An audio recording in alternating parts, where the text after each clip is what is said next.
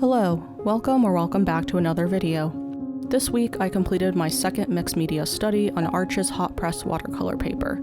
I learned some more about this paper and also formed my first impression of the Derwent Drawing Color Pencils.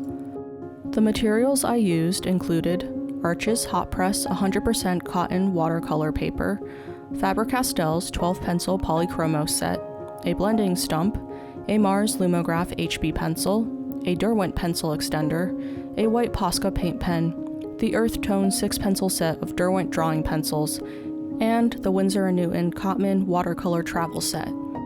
Let's get started. Like always, I began by transferring my sketch onto watercolor paper using a light box. This step minimizes the amount of erasing I do on the watercolor paper itself. While the Arches paper never pilled during last week's study or any of my tests, I still wanted to be careful. The smooth texture made it easy to pick out fine details like the lashes and brows. I tried to only capture the most important details in the line art, but I sometimes can't resist these small touches. After taping down the paper and finishing my thumbnails, I started with a simple flat wash over the entire study. I used a diluted mixture of yellow ochre, burnt sienna, and ultramarine to create a warm tan that would hopefully unify all the colors that came after. Once this layer was dry, I began blocking out the figure's shadows with a similar, more concentrated mixture. At this stage, I tried to focus on the big shapes. If the overall shadows and lights fall in the correct areas, the figure will feel three-dimensional. Unfortunately, this is also where I started running into issues. I tried to soften the edges with a clean, damp brush, but a clear line between the layers formed anyway. Instead of panicking, I decided to let this area fully dry and work elsewhere in the meantime. Blocking in the pattern on her scarf was simple if repetitive work. My edge control is better than it was when I first started, but it's still unsure and wobbly in areas. Using a smaller brush may have helped, but I think the biggest thing I needed was more practice. I've had years to develop confident lines in pencil, so I don't expect myself to master a brush in just a few months.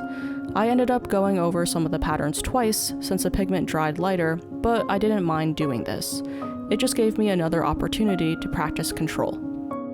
After the pattern was mostly dry, I laid down the shadow shapes in the shirt. You can see some of the strange texture here in the darker areas. It looks like pilling, but the paper was still intact. This effect was more noticeable once I blocked in the first pass on the background. Like last week, I laid down clean water first, then used wet on wet to keep the layer smooth. Unfortunately, this time the texture/granulation didn't even out once the paper dried. You can still see some visible brush strokes and areas where the pigment pooled together or separated into different colors. My first instinct was to blame user error, but I know there are also other possibilities. We have hard water where I live, and I've heard that your tap water can affect how paints behave. I would need to do a test comparing tap water to distilled water to draw a definitive conclusion, however. I mentioned another possibility last week, the paper itself. The paper may have deteriorated due to age and poor storage conditions. Like the water hypothesis, I would need to conduct a test against a fresh pad of cotton paper to determine if this is really the problem. For now, I'm still going to say my struggles this week were probably due to a lack of experience, but that might change in coming weeks depending on what I learn from farther testing. Anyway, the rest of the watercolor rendering phase unfortunately also had similar issues with strange granulation and blooms. I eventually decided to aim for value over accuracy. During a different week, I might have restarted on a fresh piece of paper, but I decided to stick to the study and rely on color pencil to do the majority of the rendering. My last few layers were dedicated to bumping up the saturation and values on the figure. The lines grew fainter and fainter as I layered more paint over them, but I could still see enough of the underdrawing to use it as a guide for the next phase. The final thing I did was bring out the darkest values on the face, like the lashes and brows, with a fine detail brush. It's amazing what brows do for the face and our perception of its form. At this point, things looked rough. The darks, despite my best efforts, were still washed out and uneven. The edges were blurry, and the face overall felt flat. A part of me was panicking internally, but I've finished enough studies, both traditionally and digitally, to know that sometimes you just have to push through those ugly phases and trust the process. I untaped the study, set it at an angle, and started in with the color pencils. If you've seen any of my Draw With Me videos before, you'll probably be familiar with my Polychromos color pencils. After 3 months of studies, a few of the colors, notably the white, are nearly gone. I finally decided to buy new pencils, this time from the brand Derwent, to kill 2 birds with 1 stone. I needed replacements, and this would give me an opportunity to compare 2 popular brands of color pencils.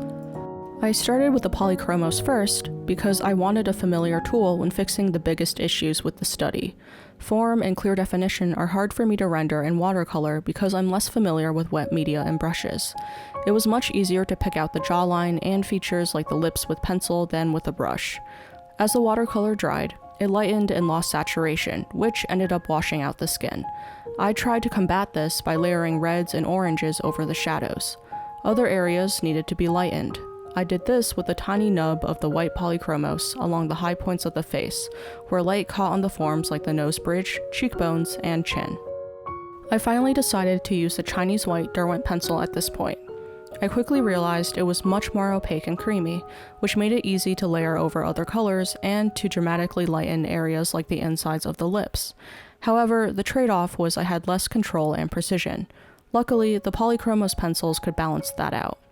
As I continued, I found myself using the Polychromos for fine details and color variation.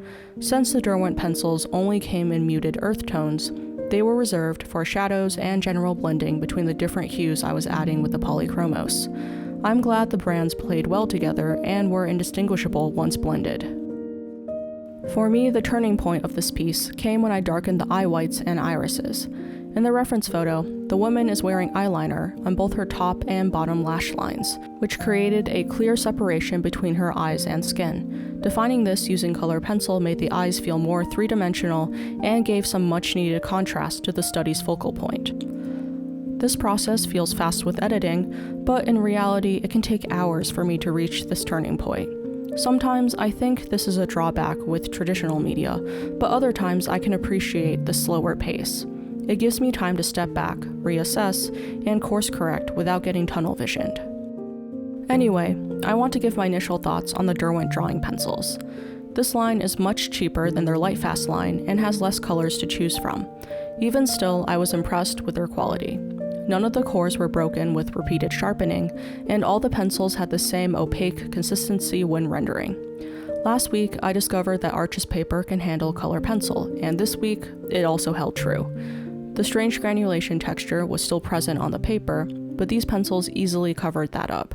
The best example I have of this is on the background.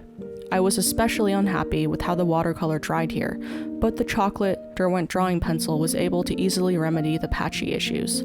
I don't have to press as hard with these pencils either because of their softer consistency. However, I wouldn't use them for fine details like lashes. I still prefer the point on the Polychromos for those applications. At this point, it was time for the final details and color corrections. Even though the original reference was bathed in a warm light, I felt that the shirt and scarf were still too warm in my study. I fixed this by adding blue to the shadows here to neutralize their warmth.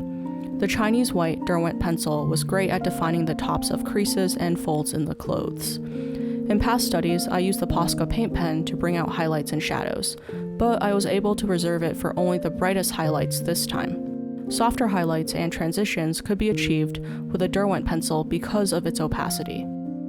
Here's the final result.